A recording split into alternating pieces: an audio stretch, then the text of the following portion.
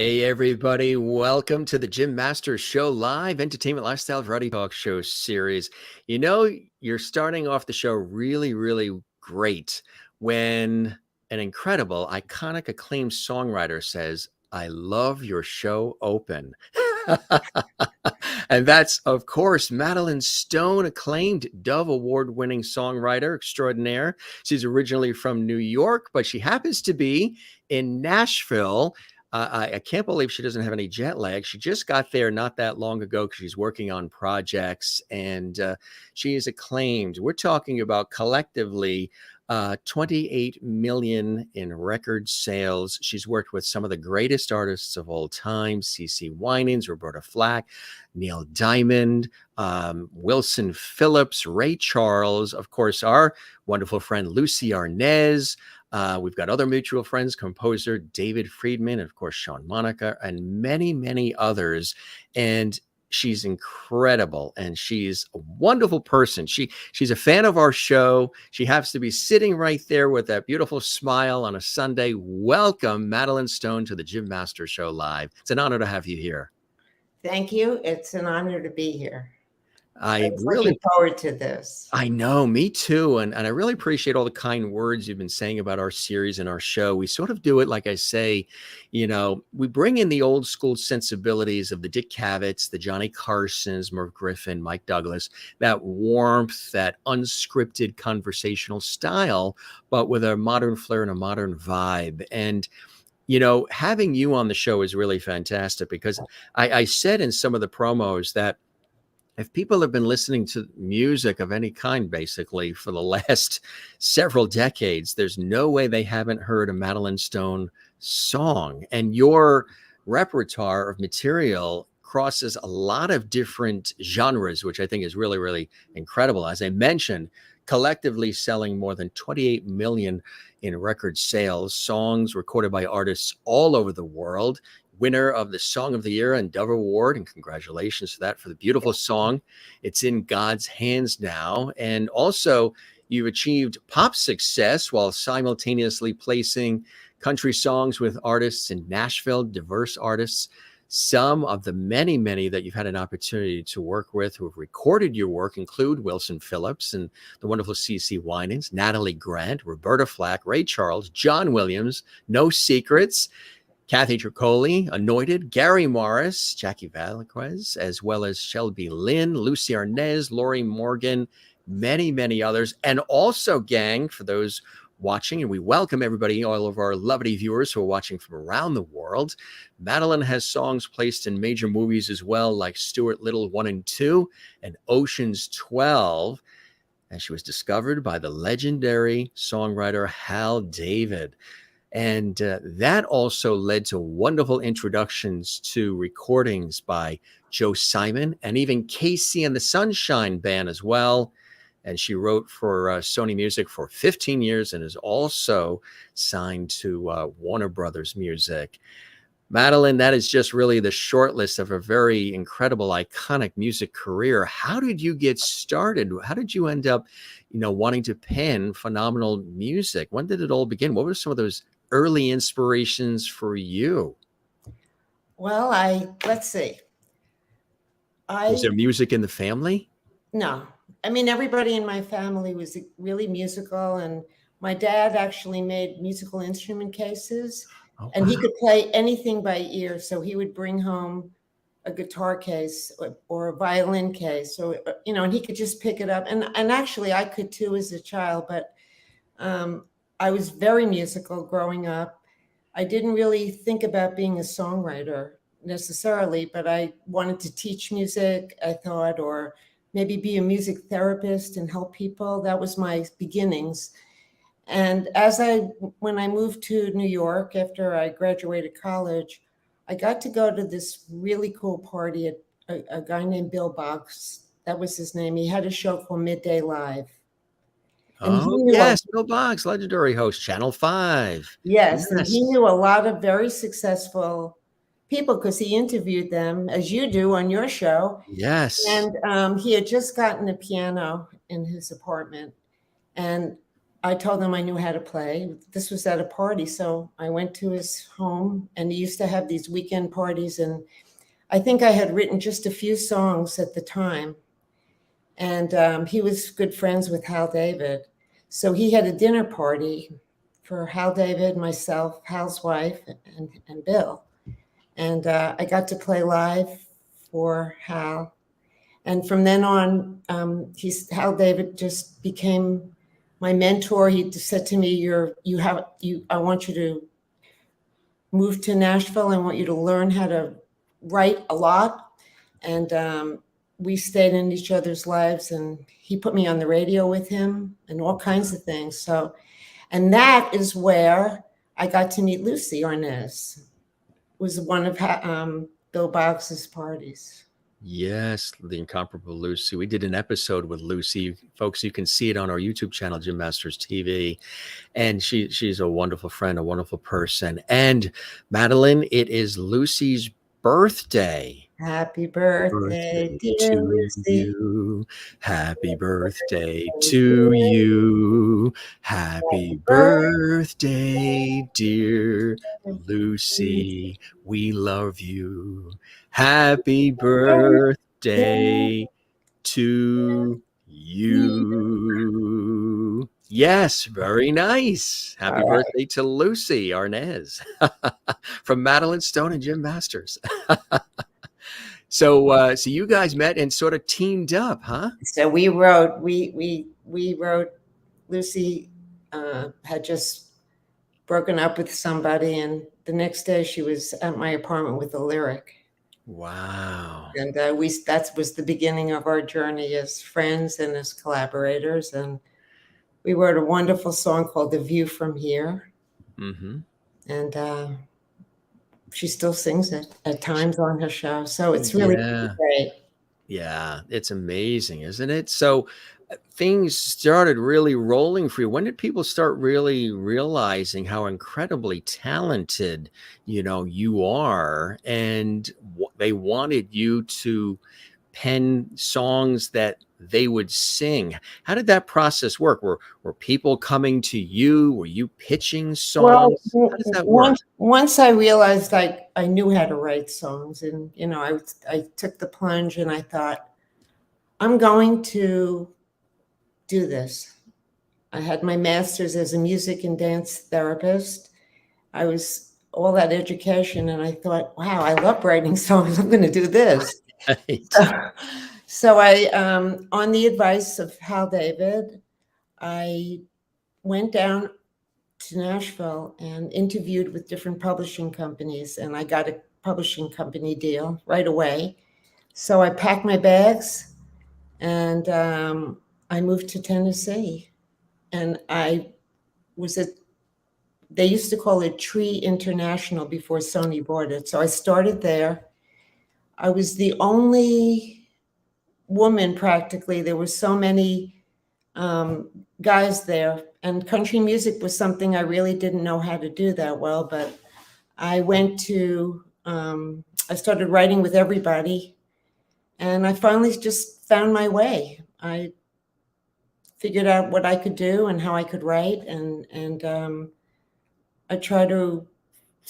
I got some country records. I got a couple of pop things. Actually, I saw Melba Moore was on your show tomorrow night, and that was the first record I got, was with Melba Moore. It was a song called "Read My Lips," and her song was nominated. She was nominated for a Grammy, so I got to go to the Grammys because my song was being sung at the Grammys, and that was great. Melba, huh? Wow, we'll have to mention that tomorrow on the show. Yeah, she's with us tomorrow, which is absolutely wonderful. So that's terrific. So you had that opportunity with Melba Moore. Isn't she terrific? Isn't she great? She really is terrific. I was so happy. It's really an amazing feeling to not know somebody, but then they sing your song, and then it's on the radio, and it's like, wow, this is something. Absolutely. Yes. What was that feeling like? You must have been pinching yourself. Yeah, it was great. It was,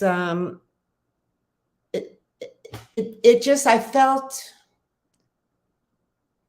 I guess it's affirming to step out into the world and try something, and then to see it come back and have such wonderful people sing your music. I'm so grateful that I get to do what I do. Yes, absolutely. Well, music is such a healing uh, entity. You know, it's a universal language. We all relate to it. And, you know, especially of late with all the craziness that's been going on in the world, without getting specific, it's still just something that really brings people together. It's such a unifier in so many different ways. And you've known that because, you know, the music that you do touches people's hearts and souls in such an extraordinary way. Even if it's something where we're dancing to it and there's a lot of rhythm and we're just enjoying it, still there's this feeling, this inner feeling of inspiration through the music. And I know touching people's hearts and souls for you has always been at the forefront of all this incredible work, right, Matt? Yes. One of the things I learned when I was writing for Sony is there's a pitch sheet that they give us with names of many, many artists that are looking for music. And over the years, I realized that it was important to me to write what was in my heart. And I wanted to write commercial music, but I also wanted to be true to who I am. And as an artist, writer, that's always the conflict of, do I write for the market, or do I try to write more of who I am and what I want? And I figured out how to do it over time, but it took a while to learn how to write and be true to my heart and find the people to collaborate with. And Yeah. And I ended up writing, well, the song that I won a Dove Award for, that was a great story because I wrote the song, It's in God's Hands Now, with a writer named Allen Shamblin, who's incredible. He wrote I Can't Make You Love Me and some of these great songs. And anyway, we wrote a song and we pitched it. And it was about a breakup, and sort of just saying to the universe, okay, I did all I can. Now you do so, you know, you help me with this. So the person who sang our demo really liked it, and she was recording at the time. Unbeknownst to me, at the very end of her singing the song, she said, "Thank you, Jesus," at the end. Wow. Yeah. Now, I'm Jewish. I didn't put any God in there. I didn't put Buddha. But she put "Thank you, Jesus" at the end. So then it got nominated for a Dove Award, which was the song of the year. I thought, that happens. Wow. Hey, Irving Berlin wrote White Christmas. It was so cool that, I mean, I was so grateful and happy, but it just how things happen. I couldn't have planned that. So after, you know, this wonderful situation with Melba Moore, and then again the Grammy nomination and all, which is absolutely fantastic. I would imagine the phone starts ringing when something like that's happening. You know, let me learn a little bit more about who Madeline Stone is. Wow, this is incredible. We love this. Did that happen? What happened after that Grammy nomination situation with Melba? Yes, all the time I was in Nashville, and I called people to write with me, and people would say, I'll get back to you, and sure, and maybe, and that was different then. People started to call me back and set up writing appointments, and I got to meet lots of people in Nashville, and Sony sent me on trips to London and to California and different places. So I really got to meet people all over the world. Isn't that incredible? So after Melba, who was next? Who was the next person that you ended up sort of collaborating with? Let's see. I think during the time I was in Nashville, right after that, I met Bob Gaudio. Oh, sure. Yeah. He's, Can't Take My Eyes Off You. Yeah. So, and then we wrote a song, and then Roberta Flack. Then I went out to LA to work on my to just do a writing trip. They used to send us out on writing trips, which was really fun. I feel so lucky that I got to do the things that I did. Mm. And she was in the studio while I was not singing my song, but while I was demoing a song. She was in the next studio, and I got to meet her, and she had picked my song to put on her album, the one I wrote with Bob Gaudio. So that was great. Wow, that's incredible, huh? And then I got to know her. I used to see her when I live in New York, so I used to visit her.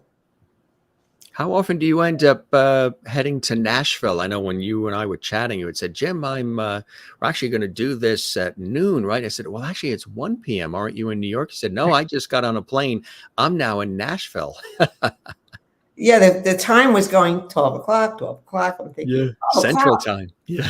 Telling everybody 1 o'clock.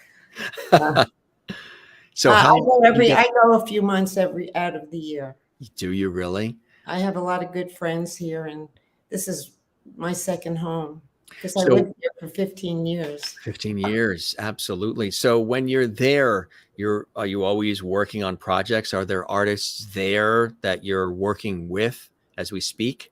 There are some new artists that I'm meeting with, and just some of my writing buddies that I've had hits with in the past. That yes. We Zoomed a lot, I have to say, over the winters, but it's always nice in person.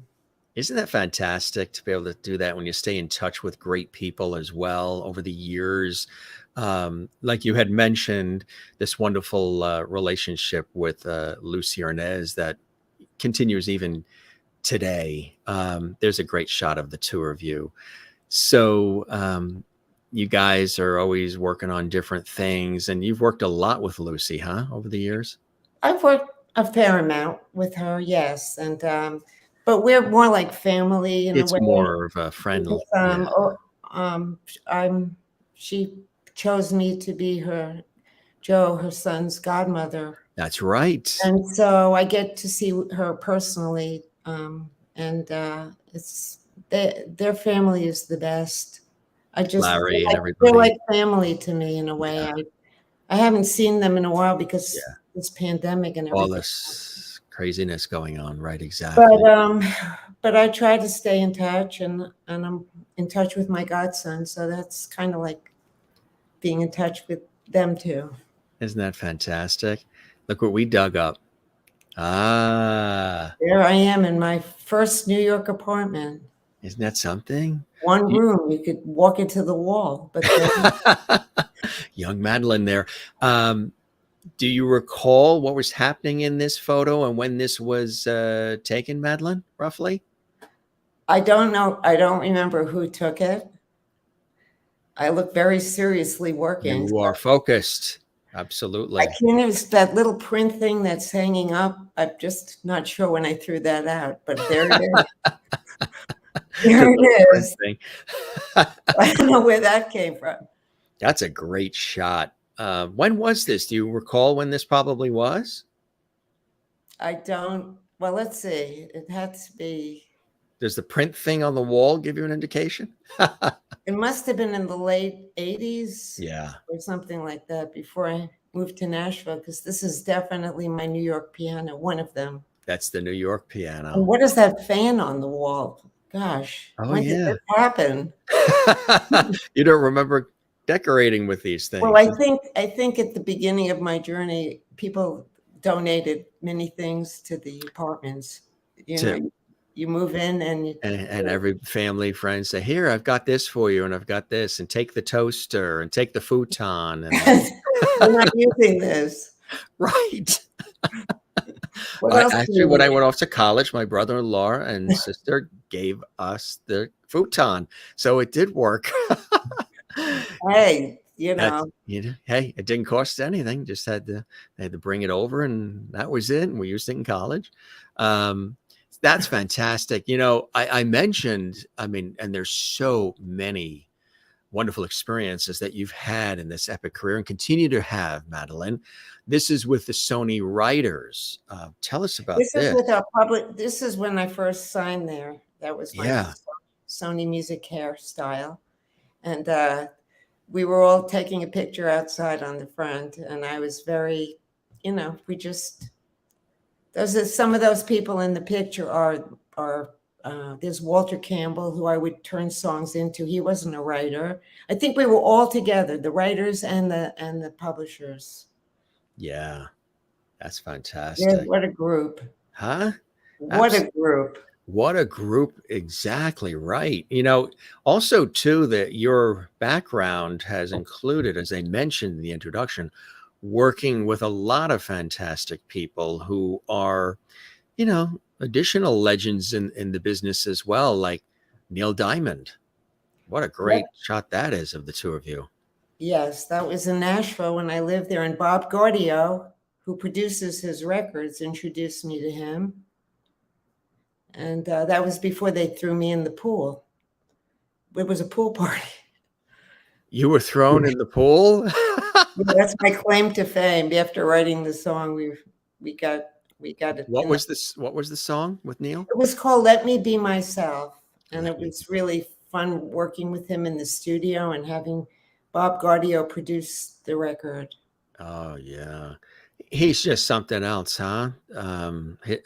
Every song just really, when you hear one of the Neil Diamond songs, you just feel good. You know what I mean?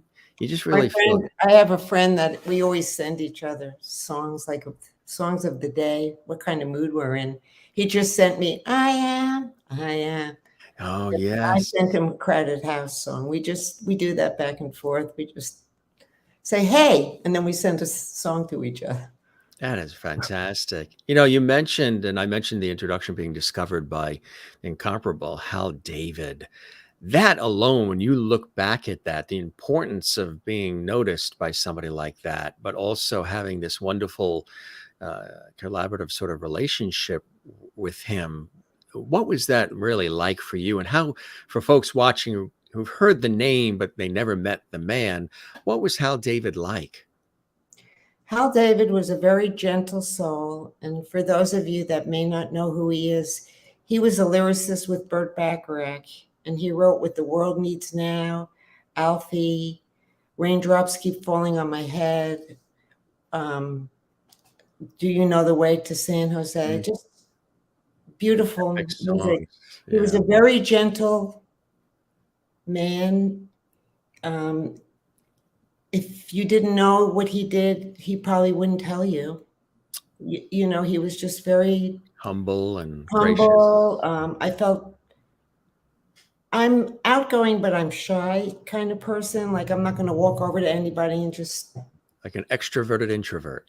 Something. I mean, I can hold my own when I have to, but he was such an easy person for me to be real with and to be myself and to share fear and happiness and having him. He called me one day. I was giving a piano lesson in my apartment. I didn't know he was going to call me. And I usually don't pick up the phone, but the caller ID said Hal David. And I thought, well, I just hold on. I mean, I usually turn it off. I'll be back to that chicken soup in just a second. Hal David's on the line. Because I was teaching, when I teach. But anyway, this was a long time ago. And I thought, hello, and then he's how much he liked my music and how talented and that he had some ideas that he could possibly help me to move forward in my career. And I always thought all these years that it's those things coming from people that I respect and love. It's those pats on the back or that acknowledgement that is like, it keeps you going. It keeps you trying. It keeps you, no matter how hard it gets, it's like, it's just, I don't even know the right words to say, but I think you understand how I feel. Yes, absolutely. Yeah. And that's the thing. It's the feeling, and it transcends time and space in such incredible ways. It's an honor. To be acknowledged by somebody I think is amazing. You know what else is an honor? When you get a chance to be, with all the accolades and everything that has come your way through blood, sweat, and tears and a lot of toil, to be considered and dubbed a Lovety on the Jim Masters Show Live. Jen Barry in Pennsylvania says, Madeline, you're now a Lovety. So welcome to the Lovity family, Madeline. I know you love that word Anything that I with that stumbled word, on. I want to be a member of. Sign me up. So you are a Lovity, absolutely, and you define what Lovity is all about. We've got another cool shot just to show the range. I mean, you've really had an opportunity to work in a lot of different genres. You're here also with Neo. Well, that was I got invited to go up to the ASCAP Awards. And so, yes, I went. Steely Dan, I was amongst all these great people, and he and I took a snapshot together. Do you have a particular genre? Because again, you've worked in a lot, country and others. Is there a genre that is your favorite? I know that's tough because they're all like your children in a way. Is there just one that speaks to you first, or that you feel is your go-to? Well, I like writing music with chords, and I like writing melodies that have meaning and harmony and sounds. And I've always gravitated to more theatrical music than I did any other kind. I mean, I love that complexity but simplicity of someone like Stephen Sondheim. I always loved that music. When I lived in Nashville and I wrote country music, I loved the lyrics, and I loved the trying to find a good word. I respect and love it. But when I would sit by myself at home, I would write things. That's why I started working with Cece Winans. They sang a lot of very big songs and theatrical kind of songs. I'm sorry we can't get to play some of them. And the melodies and things are very big. And I seem to fit into that kind of writing, which is leading me now to finishing up a Broadway show, a one-woman show with a friend of mine. So I would say that I love all the music, and I'll write dance and everything, but I have a special little place in my heart for some of the very theatrical kind of music too. You mentioned Cece Winans as well, and what's it like working with a Cece Winans? She's fabulous. To hear her sing the songs that we've written and that I've also written has been a great honor. She's a beautiful person. She sings from her soul. And she's another one. She's as nice as she can sing. You know, she's just this great person, beautiful voice, wonderful. It's just, I feel very lucky I've gotten to do this. Absolutely. That's some picture. It sure is, huh? Do you recall when this was, Madeline? I think it was. I think she had come to New York, and she was backstage, and I feel like I remember bringing my mother, who had high heels on. We had to walk up about 85 steps. By the time we got there, I looked like that. I think that was my memory. The things we remember, right? My feet were killing me at the end of it, Jim. My mother had to sit down and fan herself. And we weren't sure we were going to make it back downstairs, but she's great. She's doing great too. I think she has 21 Grammys or something. Isn't that incredible? Or something like that, or 21 Dove Awards and Grammys. And yes, it's an honor. She's still in my life too. Speaking of Dove, take a look at this. This is a great shot. Tell us what we're seeing here, Madeline. Well, when you write for Sony, they always put your name on a big banner across the building. So if you have a #1 record or you get an award, everybody that drives by knows. They all honk. They all honk.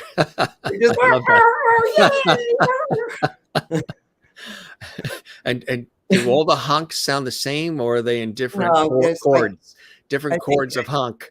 There's this chord and there's good chords. But that's how they supported us there. They would make a big party and they'd put our name up on the building with a banner. And they still do it today. If you go to Music Row, you'll see names up. Congratulations, you know. That's incredible. That's a really nice feeling, isn't it? When they do things like that. I mean, that's sort of like going the extra mile. Where is that located? That's on 17th Avenue South on Music Row. Before Nashville's changed a lot. It has grown And exponentially, they used to have a row of buildings. It was called Music Row. And they were all next to each other. So you could do a lot of things in 1 minute. You could just walk behind the alley and go into one ASCAP and then Sony. And then, so they had buildings that looked like this. They were more individual. Now they have big corporate buildings for a lot of things. It's different. This was more sort of welcoming, homey, a little bit, comfortable. Not a lot of steel and glass, right? Which we have now, yeah. Which it's become greatly, with a lot of corporate moving in and everything. Here's got a great shot we have with Larry Henley. Larry and I wrote a lot of songs together, and he's amazing. I'm what sorry. Are some of the songs he wrote The Wind Beneath My Wings. That's, I mean, that's all you have to say there, huh? He's one of the funniest guys that I've ever worked with. He passed away, I think, around 2015. But what a guy! What incredible. A funny guy! He was one of the lead singers of that group. I like bread and butter. I like toast. He sang that. That was him. That was him, right? Yes, I can hear that in my head now. Wow, that was fantastic. Was this at a special event? No, we used to hang out all the time. We used to have lunch together. I used to go to his home. We used to write together. We've written quite a few songs together over the years. Incredible. And when I first moved to Nashville, there was a guy subletting my apartment named Eugene Harvey. And he was Whitney Houston's manager. And when I moved to Nashville, I said to Larry, because I knew he wrote The Wind Beneath My Wings. Yeah. I heard another song he wrote. I said, I just met this great artist. I said, do you want to write with me for her? Her name is Whitney Houston. He goes, Whitney who? I said, yeah, Whitney Houston. He goes, nah. I said, okay. Nah, just like that. Nah. Nah. He said, no, first he went, Whitney who? And then he said, nah. Yeah. Huh? Wow. You just never know, right? You just never know. Life is full of. I know. And his manager said, don't move to Nashville. You should stay here and write for Whitney Houston. I went, nah. Like, hello. That is funny. Got another great shot. This is with Red Lane. Now, Red Lane is in the Hall of Fame. Yeah. He passed away. He was my mate for many years, besides someone I wrote with. Yeah. And what was he like? What was his personality like for those who know of him but never had a chance to know him personally? He was a very quiet man. He was very intelligent. He was an airplane pilot as well as a songwriter. He was very deep, kind of not talkative. Once he started to talk, he probably didn't stop for a long time, but mostly he didn't talk. So right. He was a quiet guy. People really liked him, and he was very generous. His spirit was so generous. He didn't care if you were famous or not famous. Everybody could get a chance with him. If he met somebody in a restaurant and they could sing well, he would give them a chance and let them maybe come and demo one of his songs. Or he's just a good guy. Yeah, huh? And he lived in an airplane. He lived in an airplane? Yes. Did he really? Yep. Wow. I know. Isn't that incredible? And you were in the airplane, you went in it, and I lived there with him for a while. We also lived in where I lived, and we were together. We just moved around. Talk about flying high and soaring to new heights. You guys were literally. We're together over 20 years. Yeah, 20, well, a long 20, time. 20 years. That's incredible. Somebody else too that you came across, of course, is the incomparable Muhammad Ali. Tell us about this. So Donna Hilley was the president of Sony Music when I was there at one point. There were different people, but when I Yeah. first started, Mm-hmm. and she wanted me to write. That's how she wanted me to write with Senator Hatch, Orrin Hatch. Yes. Because he had written some poems. So I said I would. And even though Orrin Hatch and I had our differences in political things or whatever, Yeah. we decided, which is okay. It's okay to be. We decided to write together. And so he would have this. That sounded funny when I said, even though we had our differences. I think I was just trying to say that we were very different in many ways. So. Yeah. Exactly. But anyway, he used to have these big events in Utah every year, and he invited me to go to these events. And Larry King would host them. Muhammad Ali was there. All these people were there, and so I just had a picture with him, and I felt so honored to meet him. And what was he like? Well, I think he was shy. I don't think he really spoke very much at the time. Yeah.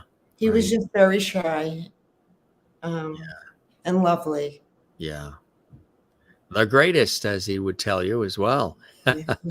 He didn't even tell me. I just knew it. Right. Float like a butterfly, sting like a bee.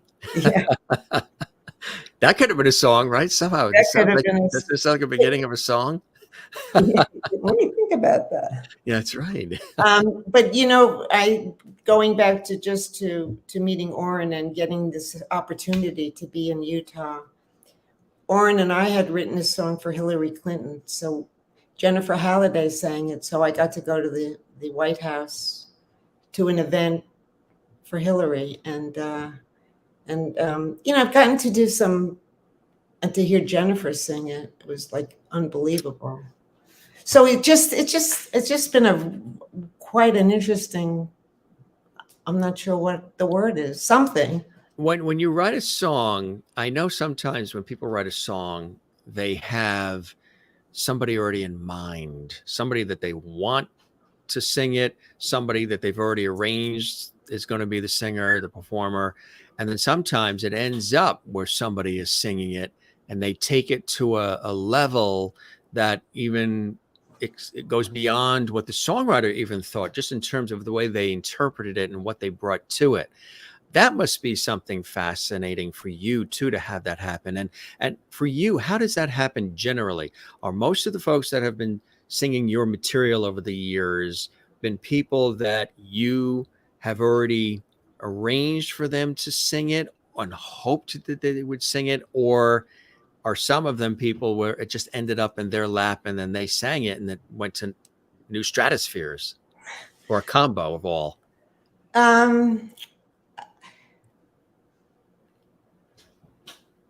Let's see how to answer this. I've been surprised pretty much by everybody that sang something. Yeah. It just happens really strange ways. Like you'll pitch songs and think, oh, I just want Barbra Streisand to sing this. And then it'll end up on somebody else's desk. But sometimes between my co-writer might have a contact, and so they pitch it to someone they knew, and someone they knew gave it to someone they knew. And by the time the phone rings, you don't even know how it happened.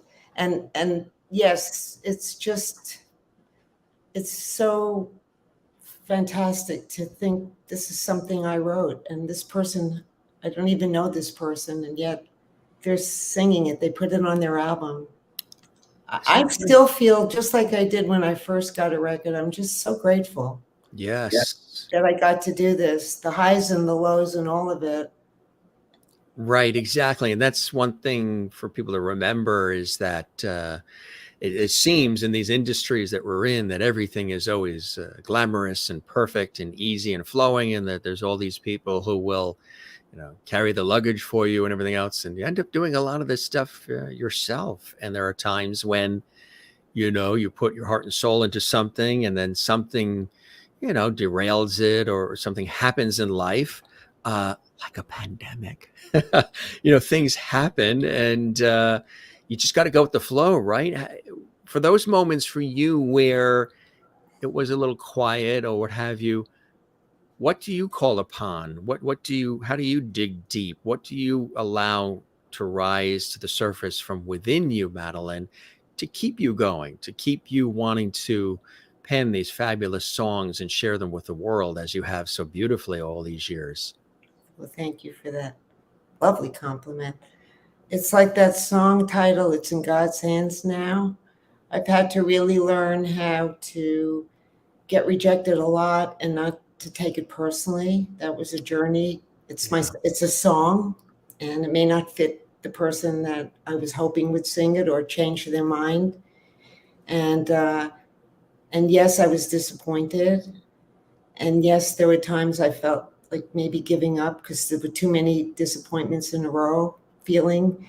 But somehow the joy of writing and creating, I don't really know, that's one of the top joys of my life, is making something out of nothing and connecting with another person in the room, and this thing happens. There's something about it that's so special. So that just kept me going. Yeah. And I try to let it go. I put it into the universe, whatever that looks like that day, and try to not take things so personally if it doesn't work out. I did at the beginning because I didn't know any other way to think. And over the years, I've had to learn how to live with rejection and things not going the way I want them to go. And it's a life journey. Look how long it took Susan Lucci to get that Emmy. Or Sally Field with the Oscar. It's incredible. But you have been, 28 million and record sales. That has to have, and that's collectively, that's a number that goes beyond anything you would probably ever have thought or dreamed. So yes. Obviously they love what you're doing, Madeline. Well, I'm very grateful for all the good things that have happened in my life, and I'm just grateful. It's really special for me to have done this and made this choice and given up something that I was doing that was secure. What were you doing before? Well, I always taught piano. When I first started, I taught music in a private school, so I had a steady gig and I had a paycheck. And then I said, gee, I think I want to teach privately. I think I would do better if I just had my own hours. So I chose to become a music teacher, a piano teacher, songwriting teacher, which I'm still doing today. And I love doing that. I love sharing all the things that I know that I've learned with people that are beginning their journey. Anyway, I forgot the question. How about that? I went off in my own. Well, that was beautiful what you said. You were telling us about what you were going to do, instead, and how you are able to find the fortitude, the resilience, the passion to keep going, even when, life can get a little crazy, as we all know it can. None of it is predictable, for sure. Speaking of where we were, I think I haven't been afraid to leave something to go to something else. Like when I was teaching piano, I had this great big business. I had a lot of clients coming to my house, and I had taught at a private school that had a lot of celebrity parents going to the school. So these kids were coming to my house, and I was making a really good living. And then I realized I could write music, and it wasn't something I had always done.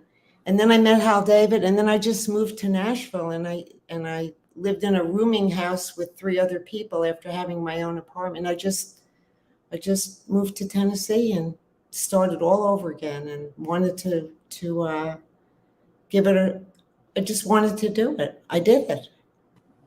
I like that. I just wanted to do it, and I did it. Because a And it lot of was people scary. It is scary. It was like I didn't know anybody, and I had Hal David in my corner, but he wasn't going to write the songs for me. He wasn't going to write the songs, right? Exactly. Yeah. So, but I'm happy that I did all that.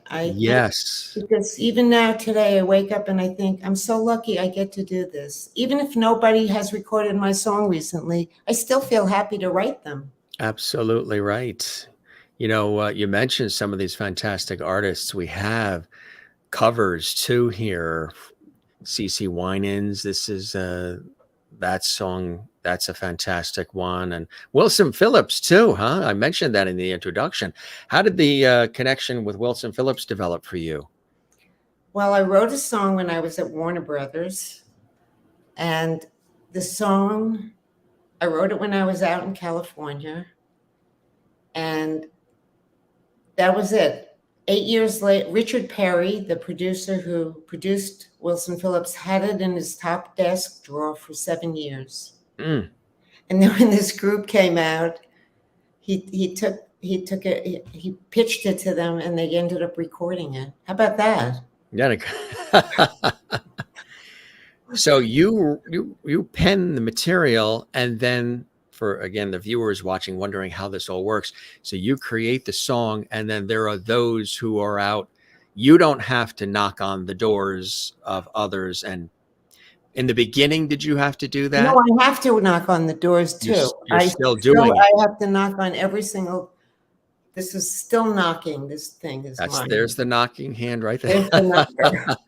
It's still knocking. It's the knuckles. Yeah. Got a ring now, but it's still knocking. Anyway, so yes, I always have a vision of what I would like to happen if I could have it be the way I wanted to, but it doesn't always work out the way that I wanted to. And I think one of my collaborators for this particular song knew Richard Perry and gave it to him years and years and years ago, and never heard back from the guy. And then we heard there was a new group coming out called Wilson Phillips, and Richard Perry must have just taken it out of his top drawer and gone, "Hey, this is a good one for this group. Let's do it." So Isn't that incredible? Wacky, isn't it? How it all comes to play out, right? Another one is American Fango. Tell us about that. Well, that's a movie that came out a few years ago, and my college roommate that I haven't seen since college was friendly with one of the producers.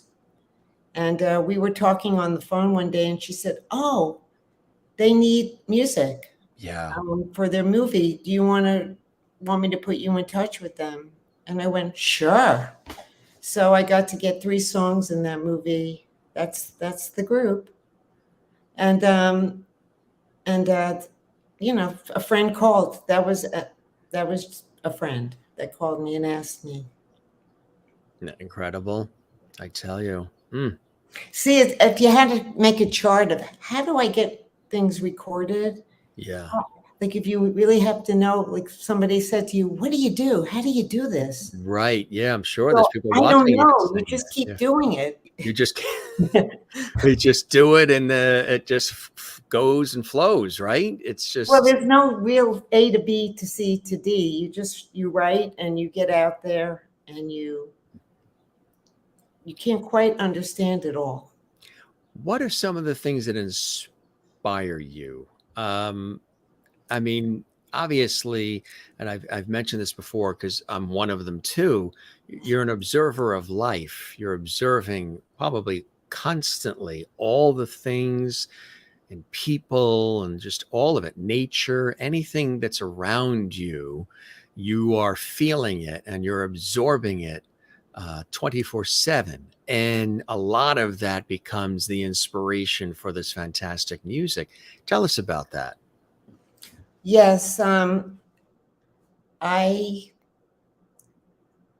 hear music in my mind, and if somebody I'm with says something or a catchphrase, it has a melody to it in my mind right away.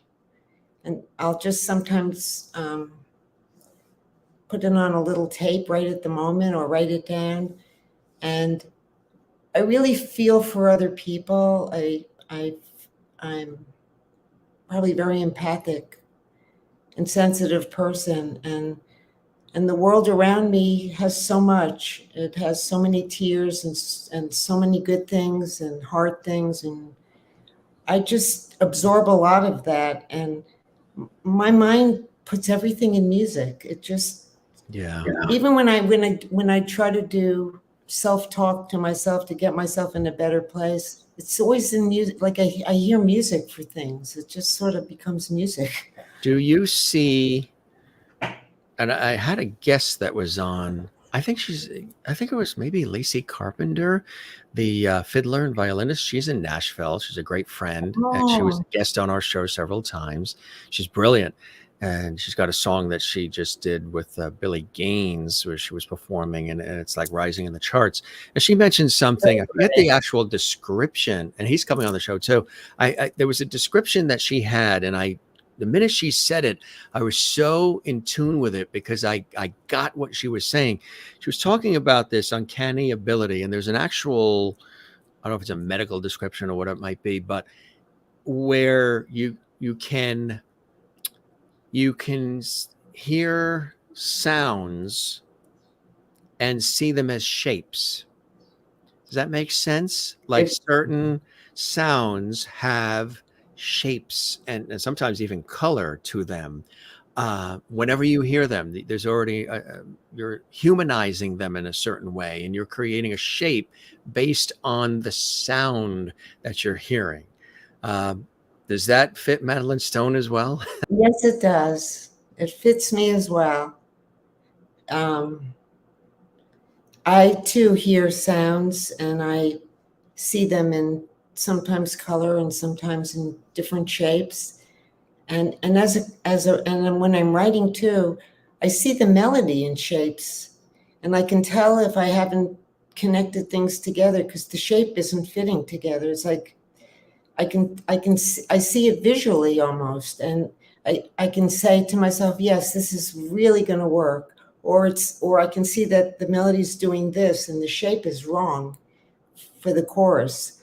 So it's kind of strange, and that's interesting. I don't think I've ever heard anybody else say that too. So thank you for telling me that. Yeah, she pointed it out, and I said, I get that because that's how I see it as well. And do you see music that way? Do you mean, or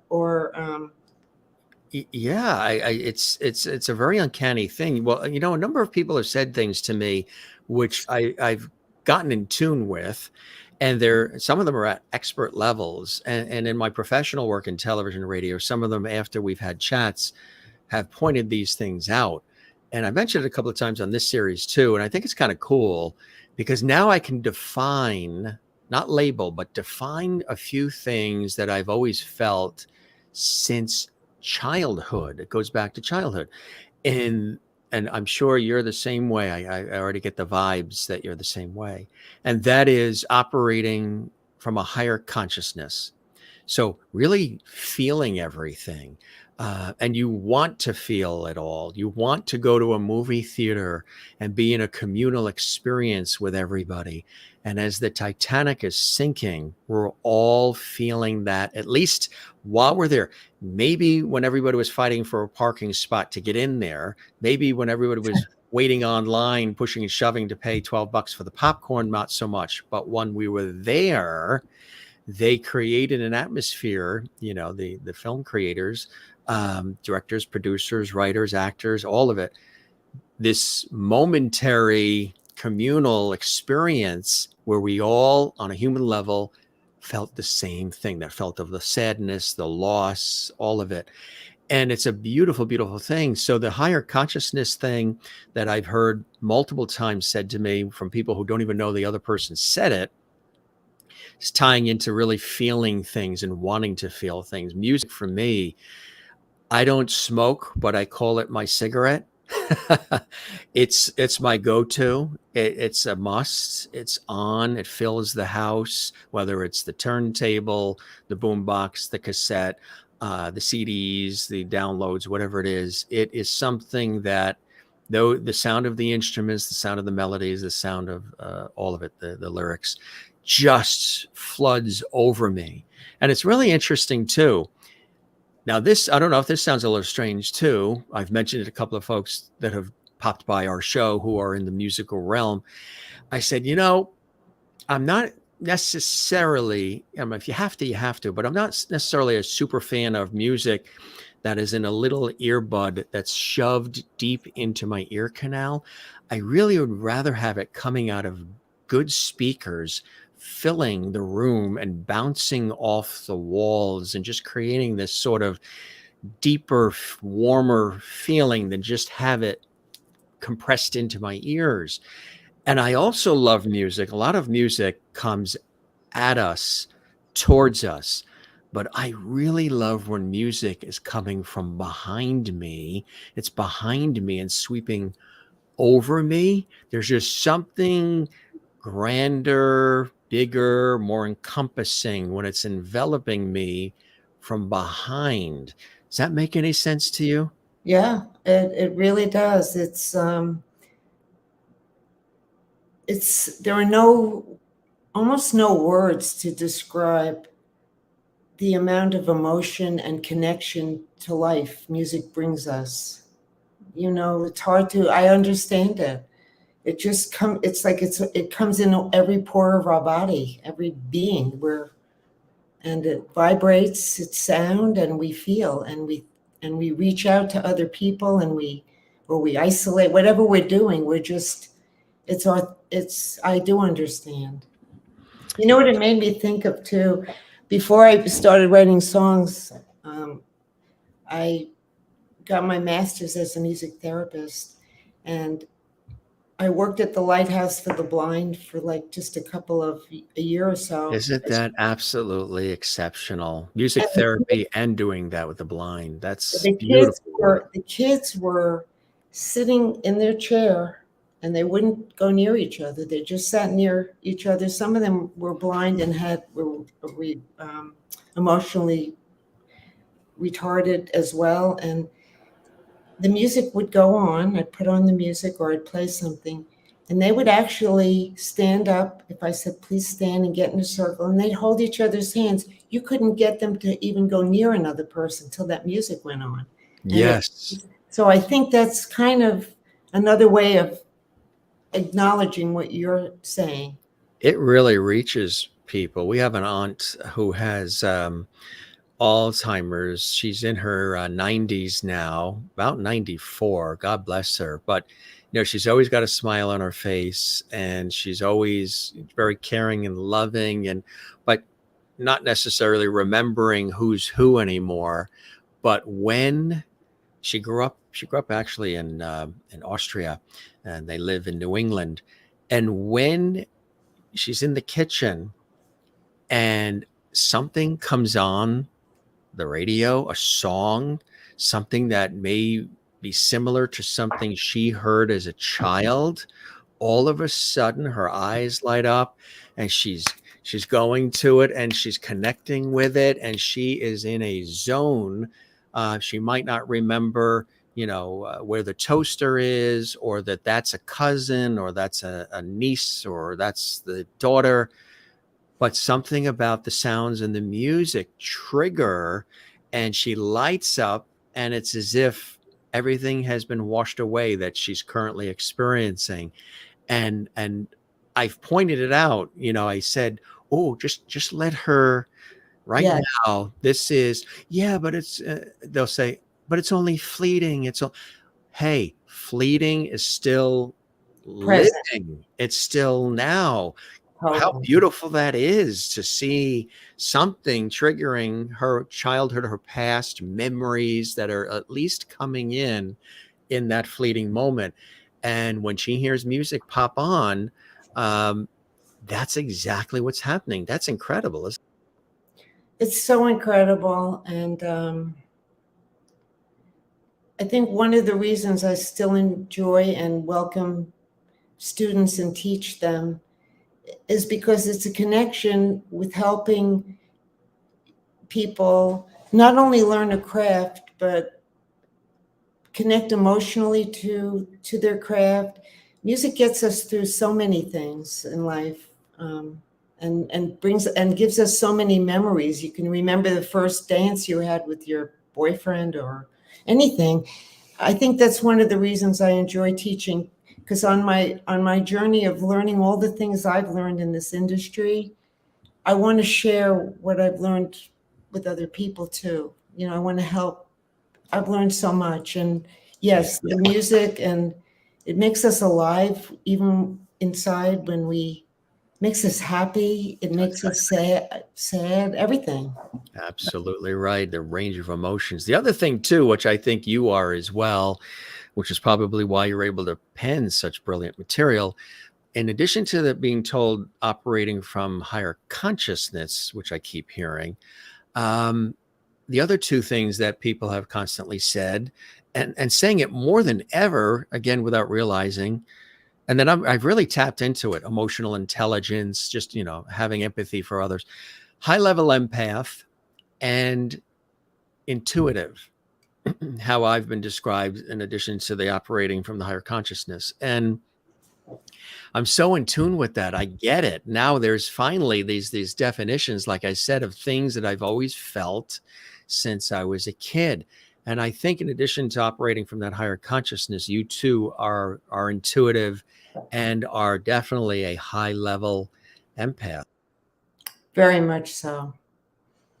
I've read a lot of books about empaths over the years, because there's a wonderful person, Judith Orloff, who writes books about it, and she's a therapist, and she has to learn how to be present for other people without absorbing all of life's things, because she'd burn out as a kid. That's actually, how have you learned to do that? Is it through the music to not, if you are a high level empath, you could literally take on all of the world's troubles, everybody's burdens. If you go to visit the cancer ward of a children's hospital or a nursing home or hospice, whatever it is, you can literally, I actually was going to volunteer some time to hospice, because hospice is spectacular what they do. And because a couple of friends are nurses, and they said, oh, you would be so, the aura you give off, Jim, it's ministerial in a way. They would swallow you up there. They would love it. But you have to remember that when you go in to see, Blanche on Tuesday, you may go in on Wednesday looking for Blanche and the bed is empty. So you're going to be able to, and that's constantly, you're going to be able to do that. How are you able to deal with the empathetic side of you and not take on all of the world's trials and tribulations and try to solve them? Is the music sort of a facilitator of that? Is it therapeutic? Is it a conduit of that energy for you, Madeline? Yes, it's a conduit of that energy. And I can't say that I'm great at not taking things on. I'm a work in progress in that department, but I tend to write about it in songs. And that's why I wanted to write a show, because I came from a very deep place inside me, and I wanted a place to have permission to share a lot of feelings in a way that other people could relate. So I do it through my music and having good friends to kind of remind me not to take things on, just all different ways. It's very hard to turn away from something that's painful. For me too. It's really not so easy. I don't know if I could take a job that would put me in that environment every day. I don't know that I could be strong enough. I don't, if I could pull it off, so to speak. Right. I don't know if I'd be that, because I care, and I I root for people, and Me too. I root for the underdog a lot. I get that from my father. My father has always been somebody rooting for the underdog. Hey, Brooklyn Dodger fan all his life, and then went to the New York Mets. So there's rooting for the underdog right there. Exactly. Well, we have that in common. Yes, absolutely. Also, I love this involvement with world peace. Tell us, and this just is another extension of your extraordinary give back work, Madeline. I know you're very humble about it, but tell us about the involvement with this. This is the craziest story ever. World of Peace, yeah. A World of Peace. I had written when Donna Hilly set me up to write at Sony with Orrin Hatch.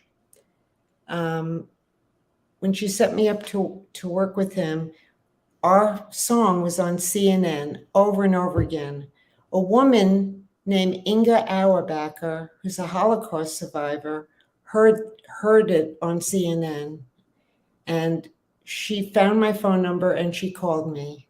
And I was so interested to meet somebody that was a Holocaust survivor, because I don't know anybody that is. And she was writing, and a strong woman. She's still alive. And so we wrote a couple of songs together from her book, I Am a Star. And she got in touch with a group of children from PS 22. These kids are phenomenal. Every year, their choir teacher gets the 5th grade kids to become a choir. And they've sung with Beyonce. They've sung with Katy Perry. They've sung on the Grammys. They've sung all around the world. And our song got to be sung at the United Nations. And so I was a guest at the United Nations a couple of years ago, and they sang the song we wrote. And it was one of the greatest honors I've had. So these kids, they're not the same choir now. He changes them every year, but that's kind of how that happened. And millions of people, that song I've been getting requests for sheet music from kids in Australia, from kids all over the world, from everywhere. And what was the name of it again, you said? It's called A World of Peace. Oh, yeah. And it's a beautiful song. I wish I could. That is the song, you could hear these songs. I didn't know how to send them so you could hear them exactly, but yes. So yeah, kids are singing it all over. That's amazing. And how it happened. I mean, just that somebody that heard a song of mine on TV called me. I was interested to meet her, and we started collaborating. And who knew this was going to happen? Isn't that incredible? I mean, when there's the title of your book. Who knew this was going to happen? Does it be by like Madeline Stone? Who knew? Should it be like that kind of who knew, Right. or who knew? Who knew this was going to happen? So how do you make it in the music business? Who knows? No.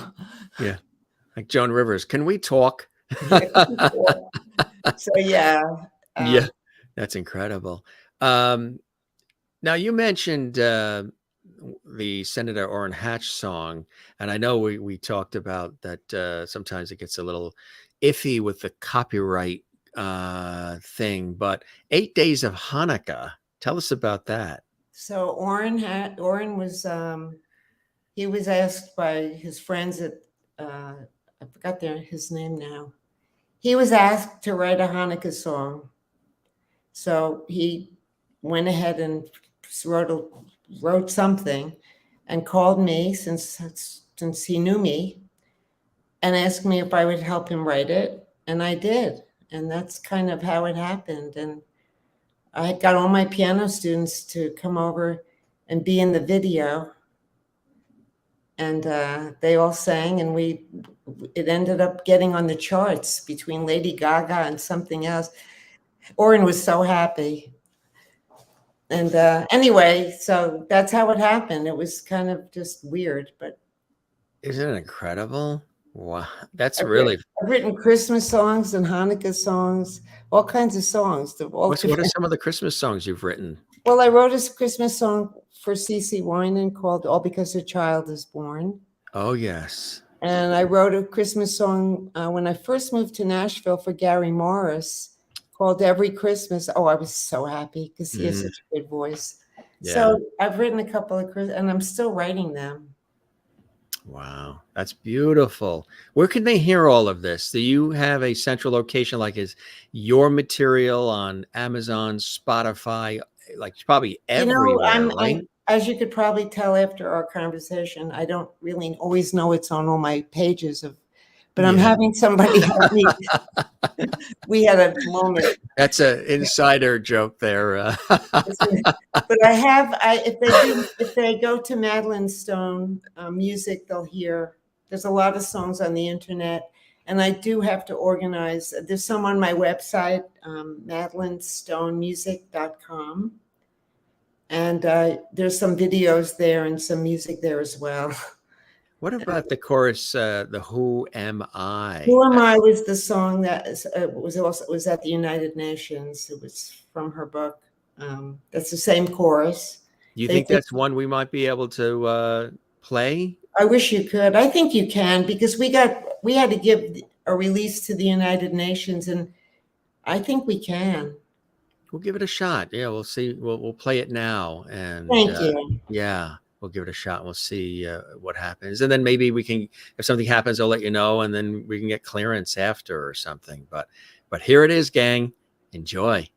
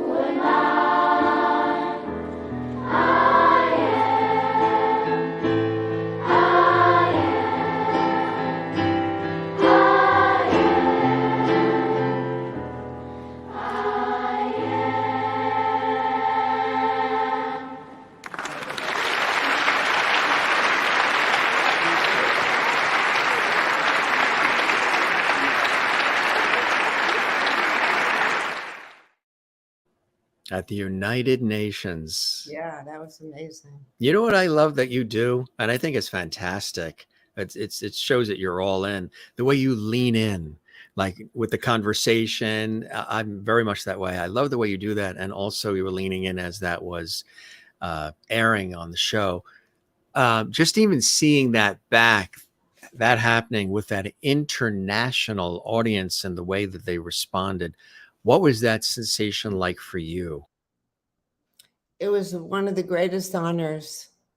And I wished, I was thinking I wished my parents had been alive to be there. I just wish they could have been there. Maybe they could hear it in heaven. I don't know.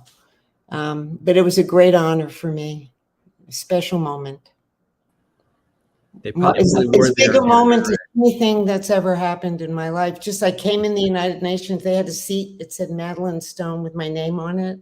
I was like, whoa. And my family came, my cousins came, my cousin Denise and my sister Elise came, and some college friends came, and a friend Laura flew up from Chattanooga. People came and supported me. It was really special. You know what I think is also very cool about you, Madeline Stone, is that reaction you just gave, oh, as far as what that experience was like. I think you've been like that throughout your career. You're doing what you love, and then you're still bowled over by the response and what happens to the material, how it takes on this other life form and goes beyond, the stratosphere of what you initially expected. And you, just like being a kid in a candy store, every time it happens, even though you're an incredible seasoned veteran in this industry, you are stunned by it all, amazed, and so thankful for all of it as it happens. And I think that's so cool. Thank you. I think I don't really take things for granted in life. Good idea. So many difficult things have happened and wonderful. They all come together, and I'm just so grateful that I've gotten to wake up every day, and as hard as it's been, to do something I love, and that somebody actually wants to sing it or whatever. It's just great. It's like, okay. It's like, okay, you want to? That's it. You want to make it Grammy nominated, multiple gold and platinum albums? Yeah. I think we can work that out. I'm in. And that's exactly what has been attained here and continues to be. Everybody watching, somebody, actually two dear friends of ours mutual, and there have been many we've sprinkled in here. And if you joined us late, gang, make sure you watch this again. It'll be archived on our YouTube channel, Jim Masters TV. Madeline Stone and I kicked off this episode of the Jim Masters Show live series by singing Happy Birthday to the one and only Lucie Arnaz. So if you missed that, you're going to have to watch this again and catch that in the beginning, because that was terrific. David Freeman and Sean Monica are dear friends as well. Tell us about your friendship with those two fabulous characters. Well, I just wrote a song with David Friedman. I think he is one of the greatest people I know and an amazing songwriter. Mm-hmm. And I forgot where I don't know where we were, but yes. That looks like the Metropolitan Room. Yes, yeah, New York, which was a great place. Yeah. Yeah, that was on my website. I didn't even remember that picture, but yeah, that's great. I know them both. I met them at Lucie's house a long time ago, and I know David a little better than I know Sean, but very lovely, warm, welcoming, incredible people. I feel so lucky I got to write a song with David recently. Is that song, so it's still being worked on? Well, we haven't demoed it yet. We're going to probably do it when I get back from Nashville, which will be in about 3 weeks. I'll be back to New York.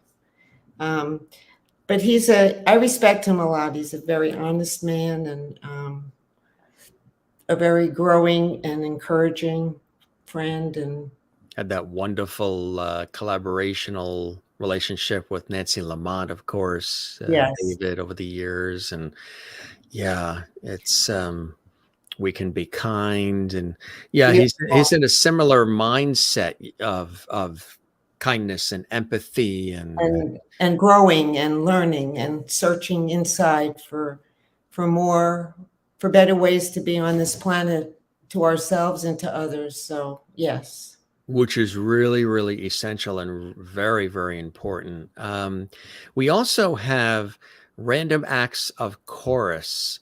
Those are the kids. Those are the same. Those are the PS22, and a great shout out to their guy, Greg Breinberg. I learned shout out from one of my students.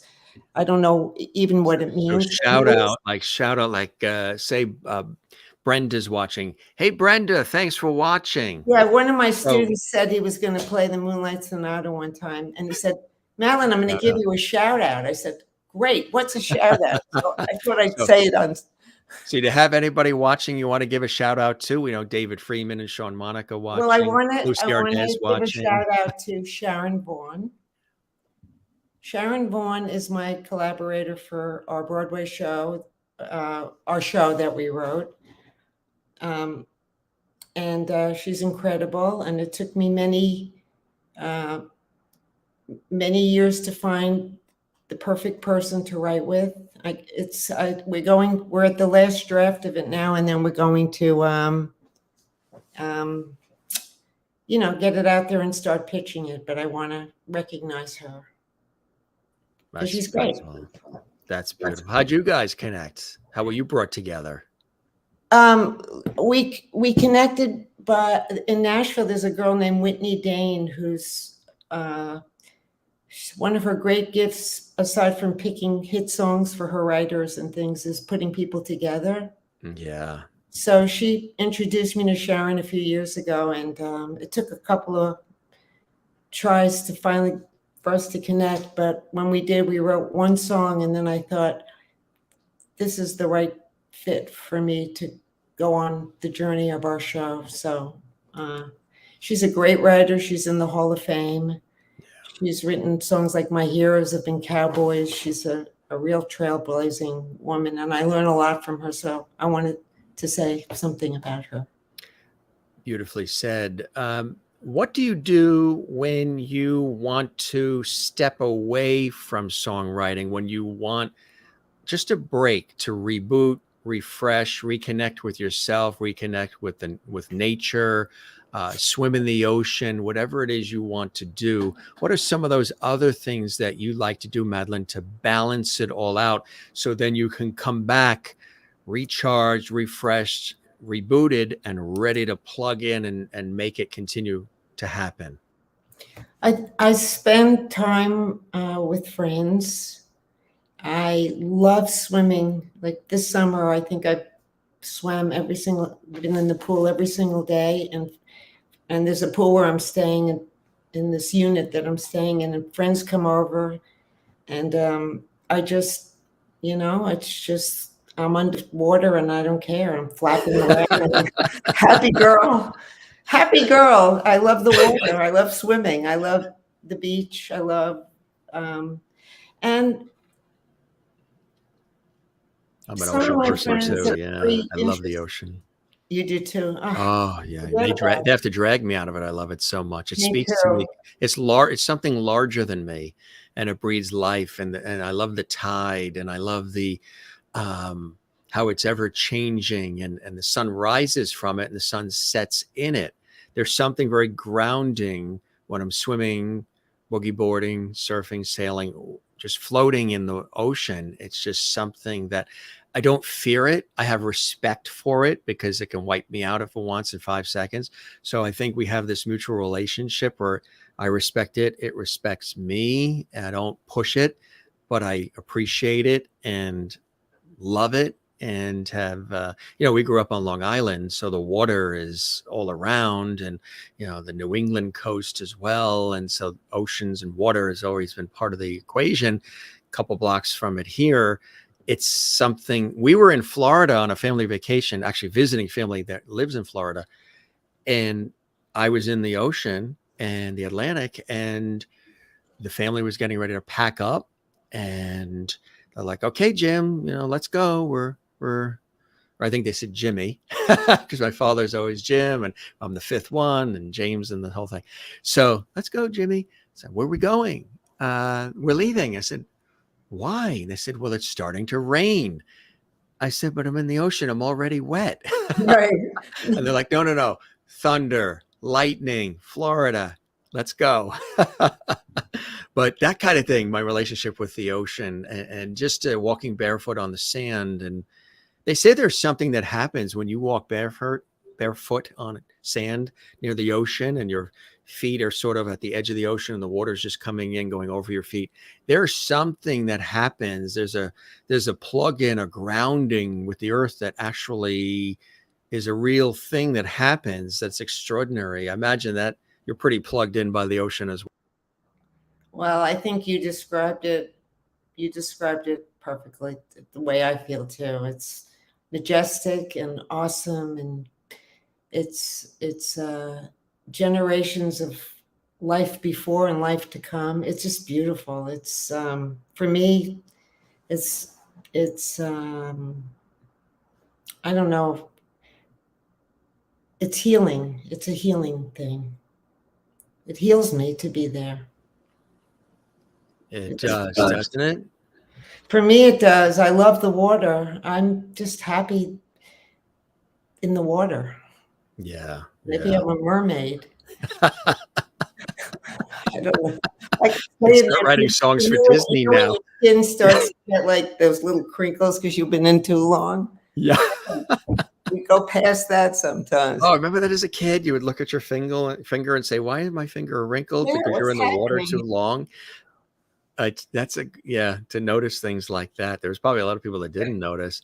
They probably didn't stay in as long as we They did. didn't stay as long as we did, right? We had to be called out. We had to be dragged home. Random acts of chorus. It'd be kind of cool if we could slip that in. I think we should be okay. You think with that? Well, is that A World of Peace? Because there's two. There are two songs that I had with PS22. One was Who Am I that you just heard. This one I think is This is A at World United of Peace. Nations still. Yeah. We only had that one with the United Nations, and then there's another song I wrote called The World of Peace, but I don't know if I sent you the video for that. This I one might have says sent you some. I think I sent you some MP3s, one of a Cece song or something. yes. But I don't know if I don't know. Is that a song? The CC was he's not on His knees yet. Yeah. and the other one is As Madeline that Stone. was The Days Go By. yeah, Yes.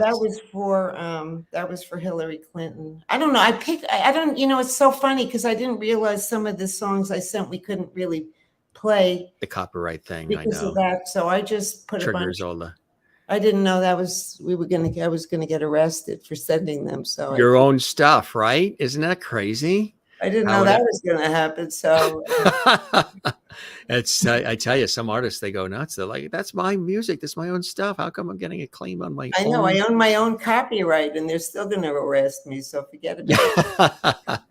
It's the distributor, yeah, the people that distribute So it. the random acts of kindness was either the Who Am I that you just heard, or it could be A World of Peace.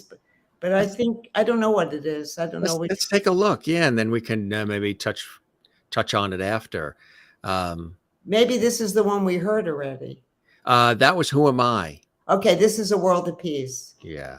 These are the kids again. Isn't that cool? They love that in the audience, the viewers. Hey, gang, if you're watching for the first time, we welcome you. I'm your host, Jim Masters. This is the Jim Masters Show Live, entertainment, lifestyle, variety talk show series. We're bringing back the lost art of conversation. My guest today on this episode, we do episodes live 7 days a week. We've done over 720 episodes live 7 days a week in just 2 years since launching the series. The acclaimed songwriter extraordinaire, Madeline Stone, is joining us with her wit and wisdom, beautiful conversation, and all of you joining in. If you'd like to comment, feel free, and we would absolutely love it. While you're here, if you subscribe to our YouTube channel, that is Jim Masters TV, we house all these episodes there.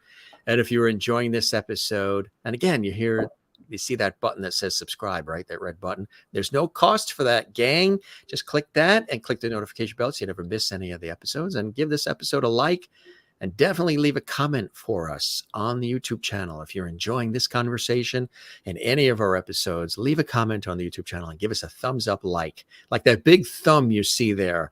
Kind of like Barney. I like you, you like me. Tapping into my PBS background there. Zoom, everybody talks about zooming, using Zoom.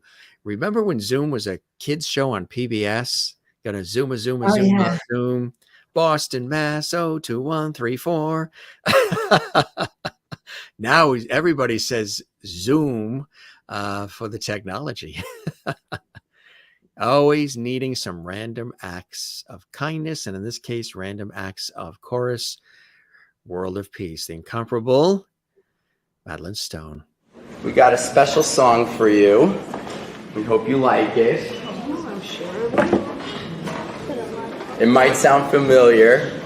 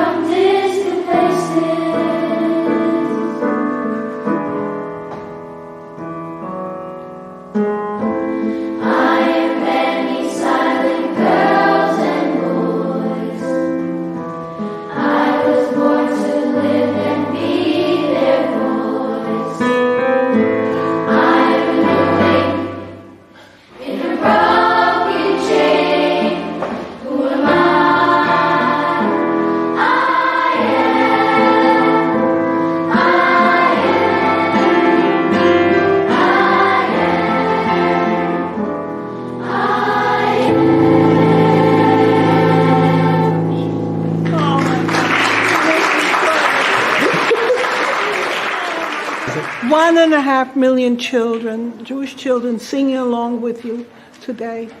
You may not see them. They're singing in silence, and they would all love you for remembering them.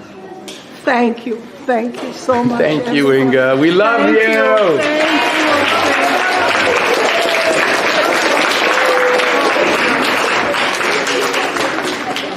I think you're like, you are a star to all of us, and that like you really are like the hero that we all would like to meet.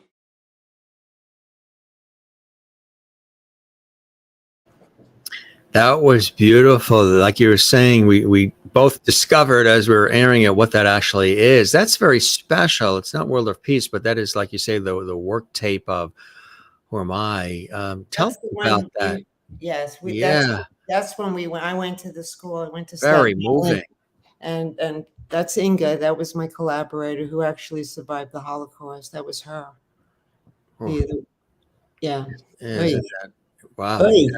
Right. Yeah. How do you spell that? Have you ever figured out how to spell I? I spell it O-Y, and my sister spells it O-I-Y. So I. Oh, she throws in the. She gives it an extra little. Little extra pizzazz. What are some things that you have yet to do in this industry with this prolific career that are on the docket for you? I know a lot of people say bucket list, but that are on your wish list. Things, people you would love to collaborate with, places you'd like to go to, maybe venues you would love to be performing at, have performances at, or anything in the offing for you, Madeline. I would like to now go into musical theater. I've got my first show with Sharon Vaughn getting ready to be demoed and out there, and I'd like to be part of many new projects. That would be wonderful for me. I'd like to meet people in this arena so that I can show them what I do and get get some work in this field, writing for shows. And I also, I'd like to go out to LA and visit some friends. And What about singing yourself? Have you ever been the performer? I have. I'm not really. I'm a songwriter, singer kind of person. Right. I mean, I can do it. If I practice, I can do it. And it's not as comfortable for me to be in the limelight, singing and playing. But I do think about having a show in the city at 54 Below or one of those, and have some people come in and sing my songs and maybe do one or two. I don't know. You'd be on piano? Yeah. I don't know. I play piano. I don't know if I could sing like the whole show myself. I don't know if I could live through that particular but I could do one or two and then then toss it off to the others that you sing this one, you sing this one. You take care of this one, you take care of it. But I would like to celebrate my own the things I've done. Yeah, like an evening of your music. I would love to. The Madeline song, the Madeline Stone song book. I almost said the Madeline Stone book. Either ways, that's a different show. That's a good show. Yeah. I'd like to do that. I'd like to. That's on my list to do and write more for the theater. And yeah. Kate says, "Let's do it." Kate Camerata watching. Oh, welcome to the show, Kate, and everybody watching, new and people watching. I can't see if anyone. Yeah, they're watching. They're commenting. Oh, yeah, they're all saying beautiful for what we just aired. They're all commenting and watching, and Kate has been commenting as well. There, she's giving hearts. Yeah, Kate has a theater group called Creative Theater that she's the head of, and I joined her group a couple of years ago. That's terrific. So I'm a member of her group, and I told her about this show today. Thank you very much. We appreciate that. I mentioned some of the movies too. Stuart Little 1 and 2. We cannot go, not mention that. Tell us about those. Yeah. So that was centered. I wrote them a song with Orrin Hatch, and he was with the producer in his office one day, and he said, "Check this out." And he played him the song. He's probably supposed to be in a hearing, and and they liked it, so they recorded it. That's incredible. Yeah, that was great. Ocean's 12. Same thing. That was the song that I wrote for Ted Kennedy. It got in this movie because it was an all around as the kind of song that could fit a lot of situations, but right. That's cool. Wow. So, when you look at all of this body of work, here's another great shot here. Yes, I'm amongst wonderful people. That was a celebration we did for Red after he passed, and there's Matresa Berg, who's a great country songwriter, and Mickey Furman, and different people that are just, I'm in there singing too. We sang a lot of Red songs for him that day. That's so beautiful, huh? Yeah. You also, the Bergmans too, you had some wonderful opportunities to come across the Bergmans. Tell us about that. So when I won when I was at Sony and I won the Dove Award, and the crazy story of how the singer said, "Thank you, Jesus," at the end, and then it went up for a Song of the Year in that market. When I met the Bergmans, I had lunch with them at Sony, and they were really happy. And they asked me if I was having an identity crisis. I said, probably. Because I was Jewish. You're straying, Madeline? Yeah. I just won the Song of the Year, and it was just one of those fluky things. And then I won a Dove Award for that. You know what it is? Because it's the approach. It's what your approach was. Like some of these other things that maybe would be things that would get in the way, that would hang people up, that would block, or would be just fuzz and fog, London fog, and what. You just went to the core. You went to the heart of what the message regardless of who you are, where you're from, and religious or otherwise, it doesn't matter, cultural, none of that. It's just the central focus of the heart and soul of the song. And then maybe it does, it's tied to something specific, but at the same time can have a universal quality where it can really appeal to and move deeply anybody, right? You went right to the heart of it. And I think that's one of the reasons why everybody fell in love with it and won that award.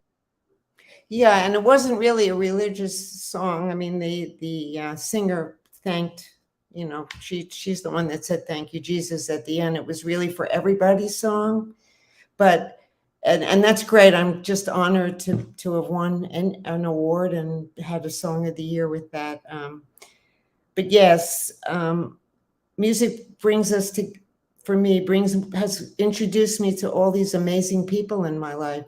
Music has been the connector for me to all these people that we're talking about. It's been music. It's something that's come out of my love and my gift, and it's a language for you. And it's brought me all these great people in my life. And there's many are still here, as friends. And so it's connected us. Here we are now, friends. You're on the show and we're here. And it's a beautiful way to look at it. What would Madeline of now say to maybe even Madeline then, or even a younger version, even the childlike version of Madeline? What would you say to an early Madeline? I would say, I'm glad that I've learned not to take things personally that aren't personal, that people have different opinions, and that's okay. I would tell her that,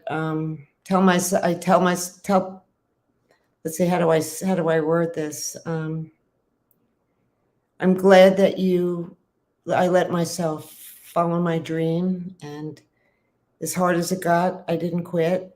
As many times as I wondered if I would or not, I just kept going, and that it's given me a life of waking up every day and getting to do something that matters to me. Whether it made me money that week or not, it doesn't, that wasn't the driving force. It was just being happy within myself to do what I love.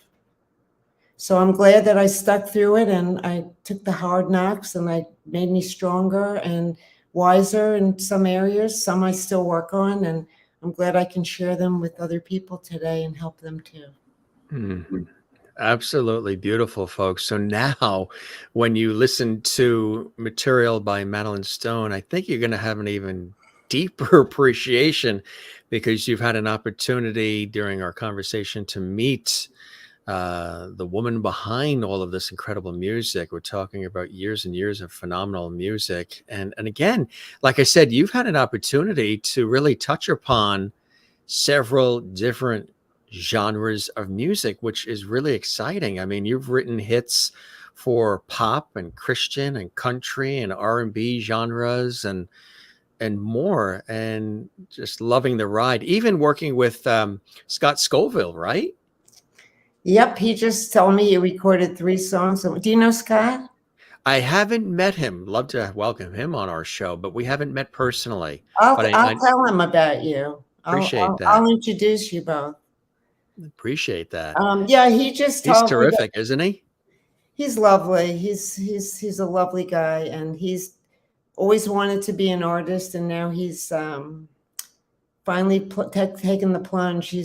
He does videos for all these famous people like Brad Paisley and I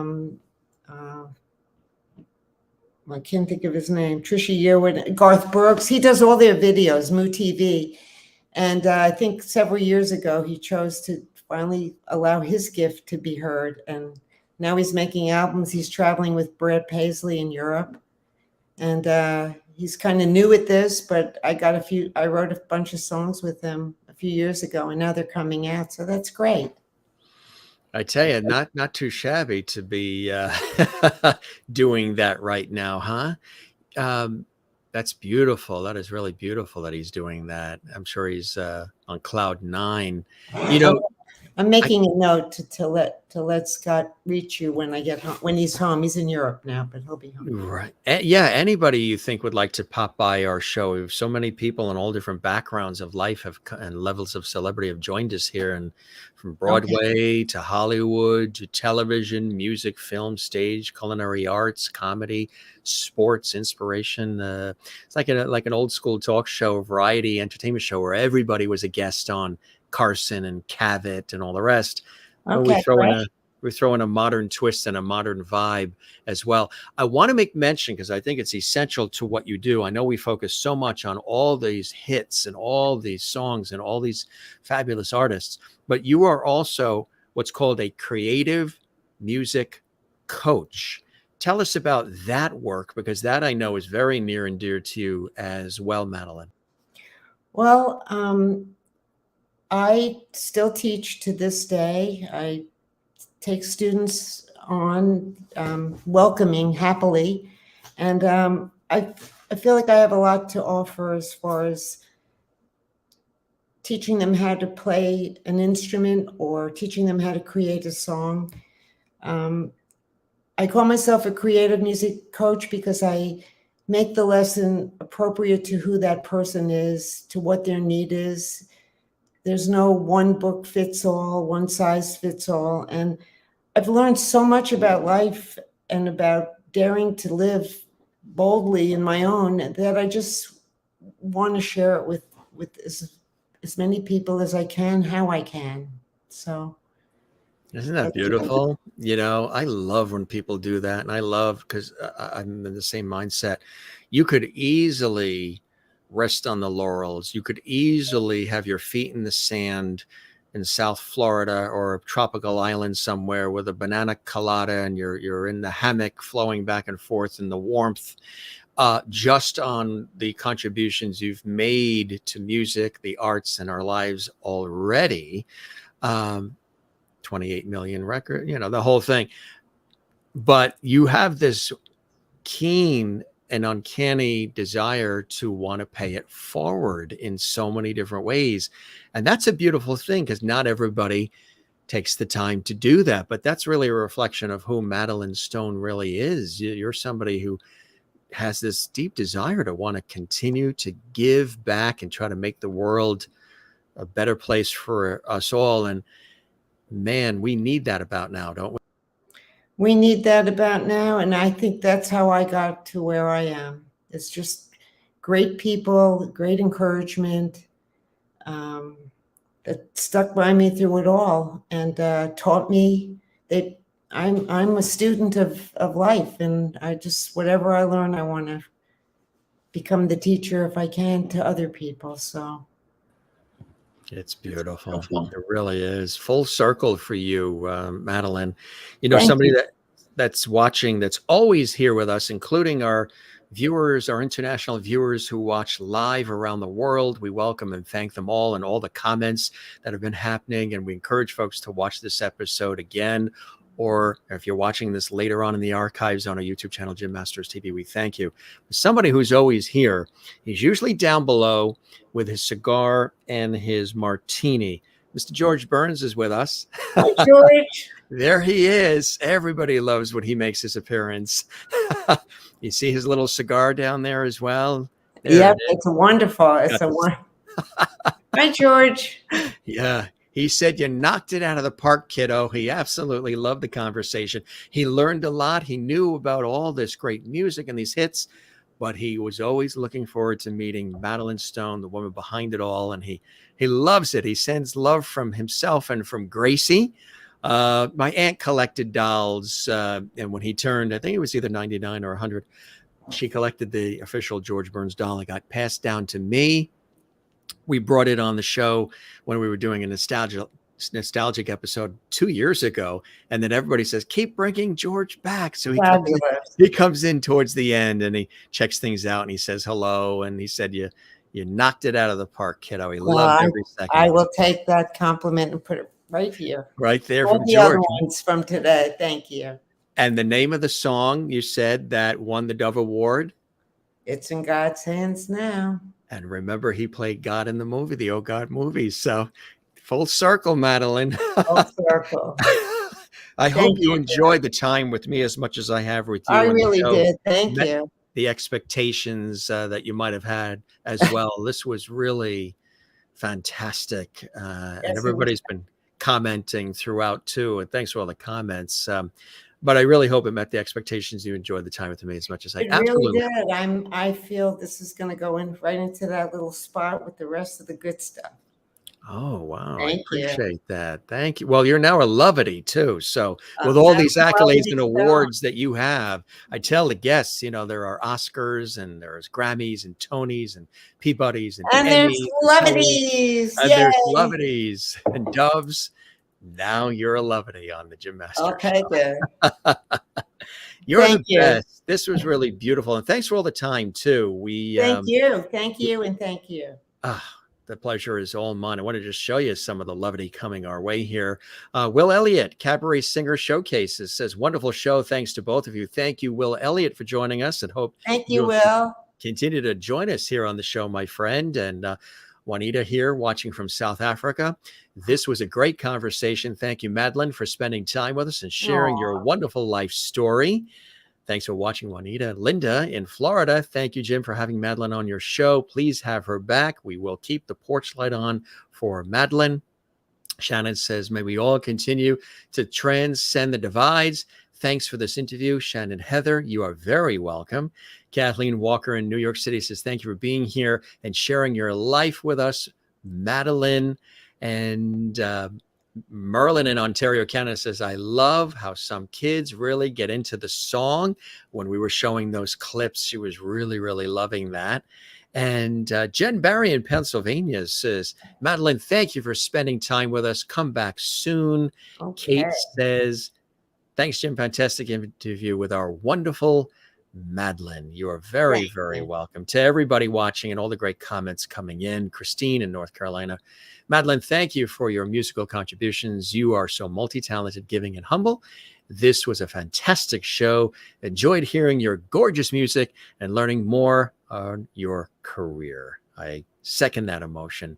Madeline, we thank you so much for all this time, your wit and wisdom, and for all you've done and continue to do to, just whet our appetite with fabulous music that touches the heart and soul.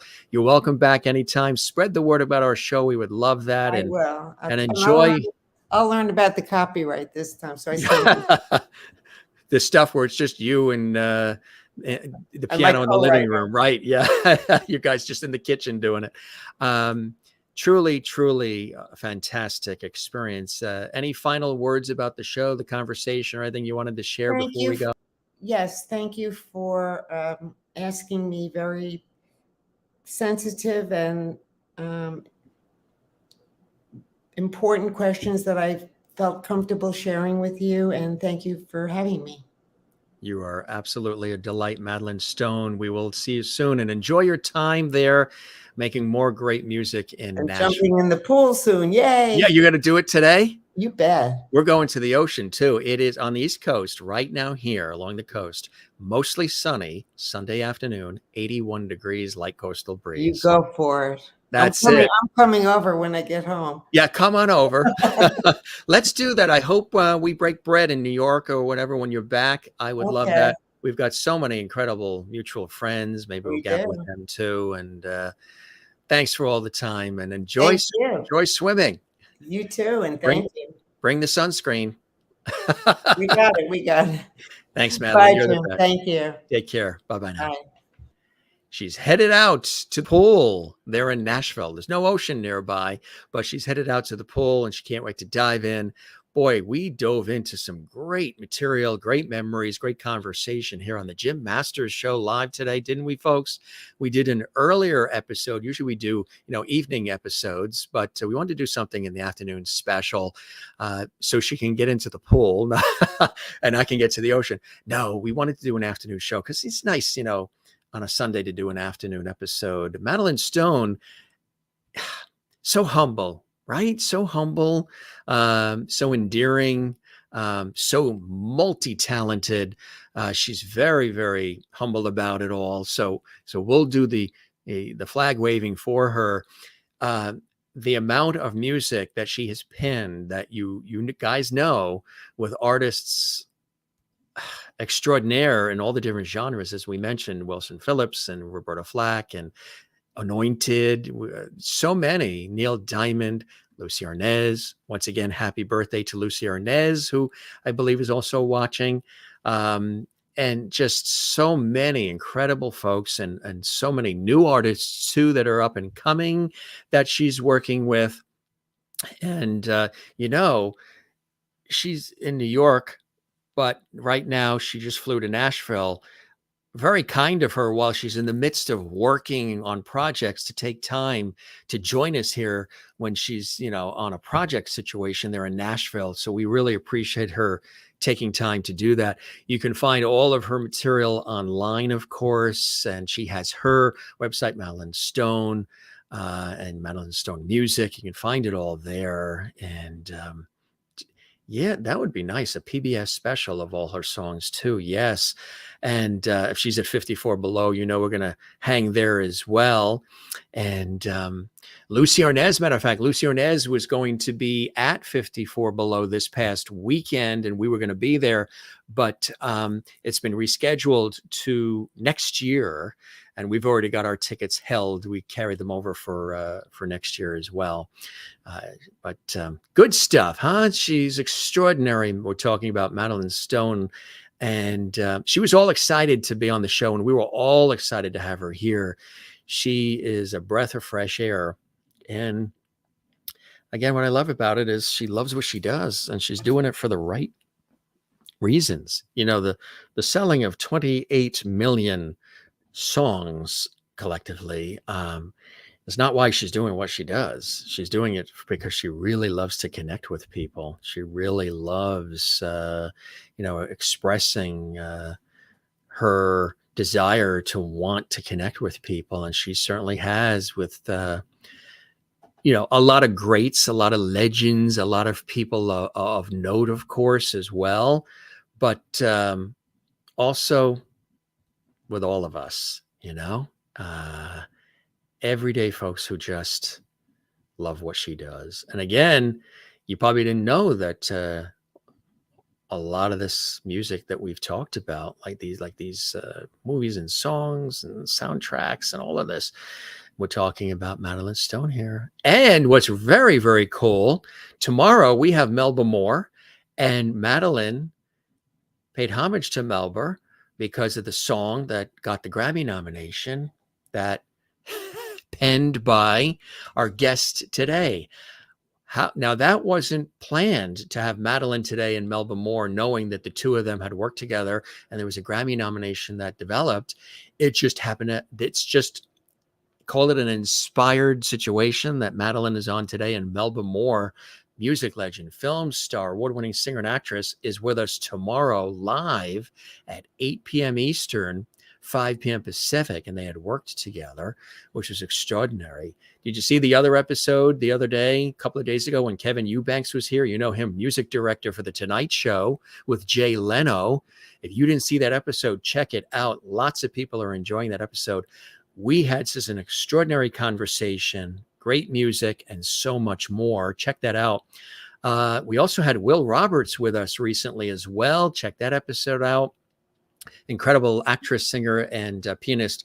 The wonderful Cynthia Shaw was with us yesterday. We had an amazing time with her. Barbara Brighton came in from Las Vegas, the incomparable, legendary comedian, actress, and singer. She does Joan Rivers to a T. We had so many laughs on that episode this week. Check that out as well. Truly a phenomenal episode with her. And just got a nice note from Madeline, says, thank you so very much. She really enjoyed herself and I enjoyed her. She's going to head off to the swimming pool now.